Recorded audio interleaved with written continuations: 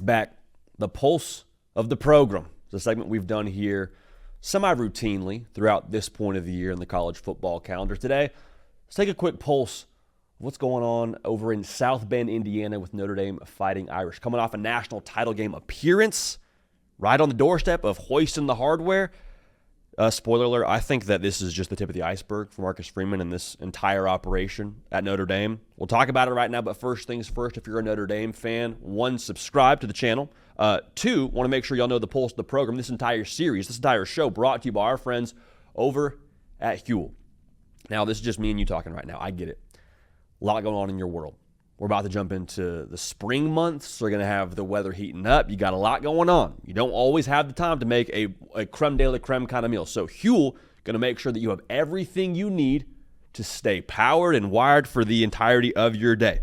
Personally, big fan of the Black Edition, ready to drink. 35 grams of protein, 27 vitamins and minerals. They keep you dialed in, make sure that you have everything you need to perform at your best and just, quite frankly, not have to deal with all the nonsense of cooking and cleaning and all that stuff. So this is very important now. Hard Count 15 at Huel.com.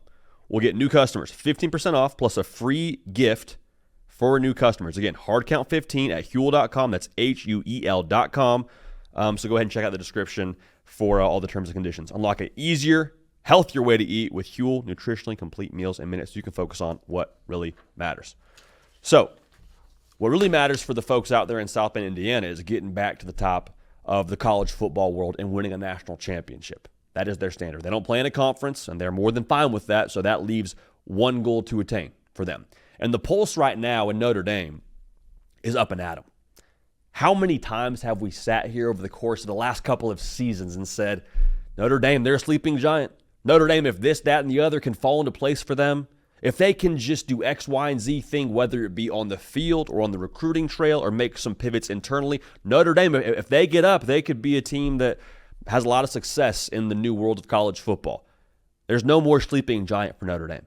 They got the caffeine, 200 milligrams to the dome.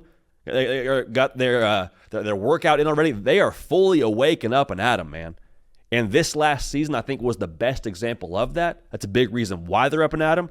We used to talk about Notre Dame being a Tier 1 logo because we've all seen Rudy, bro. Who doesn't like Rudy? I love the college game day signs of Rudy being offsides, but in a legitimate sense, we've always known what this golden dome was, right? It's not just a nice logo anymore, though. Like, Notre Dame is a Tier 1 competitor.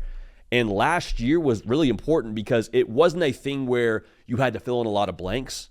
Speaking to what Notre Dame football is, it wasn't a thing where they got to the college football playoff and lost a close game in the second round. If that had happened, you would have said, okay, good building block for Marcus Freeman and that entire operation. However, we need to see a little bit more. Notre Dame rolled up to the college football playoff, handled business at home against Indiana, handled business against one of the best rosters in college football against Georgia, and then won a clutch game when they had to come from behind against Penn State in the semifinals to go eventually play for a national championship. Now, of course, the last part of that equation is you want to win the national championship. That's totally fair. But my point in all of this is you're not having to try and fill in all these hypotheticals for Notre Dame. They put it on the field for you.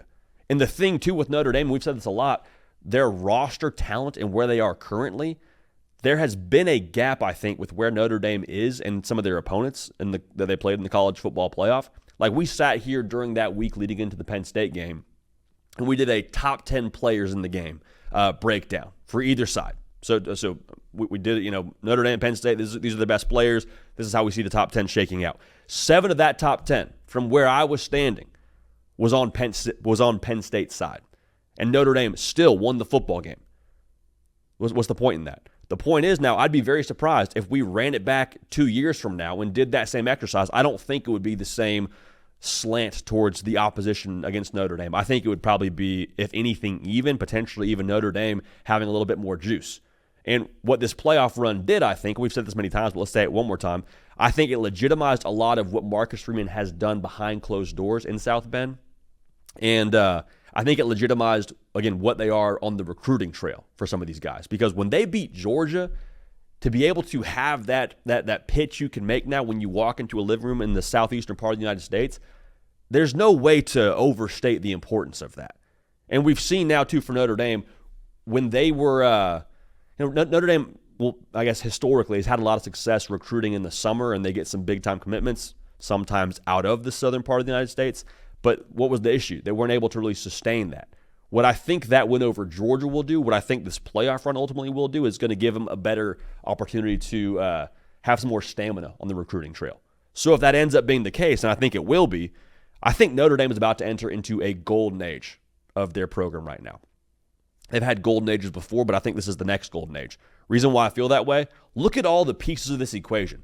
You got a head coach who's 39 years old, who's going into his fourth year being a head coach, so he's only going to get better at this, and he's a dude that seems like he wants to stay at Notre Dame. I mean, the only job I think you could maybe talk yourself into being a concern if you're a Notre Dame fan is if Ohio State were to open up, because that's his alma mater. But like, he probably could have had a chance to go for some NFL jobs this past season. That didn't happen. He seems like he's invested in Notre Dame. He loves Notre Dame. He gets Notre Dame. And again, he's only going to get better at this head coaching thing. So you have that, plus with what we just said about how Notre Dame should recruit at a higher level on the recruiting trail. Never been a Marcus Freeman thing. It's always been a Notre Dame thing. And what's their ceiling conversation? Their ceiling right now is playing for national championships. That's about as high as the ceiling can be. Also, you have the structure of modern college football in the 12-team playoff. I mean, Cato and I have talked about this before on the show, but with the way things are structured right now for Notre Dame, they pretty much should host a college football playoff game every single season. That's pretty much what they should do. Now, will there be years where they don't? It's a wild sport with 18 and 22-year-olds, so it'd be understandable. But they probably should host a South Bend Invitational every single season. And then if this is about money in the new world of college football, which it seems to be, resources, your war chest, all those things, Notre Dame set up for success on a number of fronts. The first of which being they're not splitting any of their revenue with anyone else in the conference, so that's nice. The second part, too, is when you see the on-field results like you just saw, if I'm an individual that maybe wants to, or maybe I'm on the fence about giving to Notre Dame and providing some financial firepower for them, you're not anymore because you just saw something on the field to give your money to. You have more confidence that if I give money to Notre Dame, it's going to the right person, the right place, and it's going to help us get over the hump.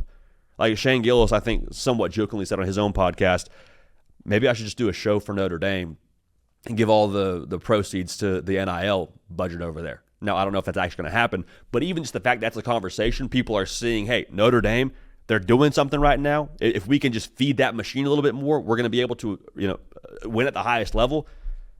That's the next thing for them. That's the next phase. And again, I think all those things are in line to happen to where Notre Dame could be, again, a juggernaut in the future of what college football is about to be. So the pulse of the program, again, at Notre Dame, they're up and at 'em. Used to be a thing where maybe they were a little bit groggy. You were wondering if they were going to wake up to the alarm. The alarm's been going off. Like, I don't know how many alarms they set, but you're canceling all of them right now because they are fully awake, fully up and at 'em, and they're going to be, I believe, a force here for years to come as long as Marcus Freeman is there and as long as the college football playoff is structured how it's structured moving forward. So, Notre Dame fans, subscribe to the channel. Let me know your thoughts on the current standing of the program in South Bend. Appreciate y'all. Love y'all. We will keep this party rolling, and we will see y'all next time.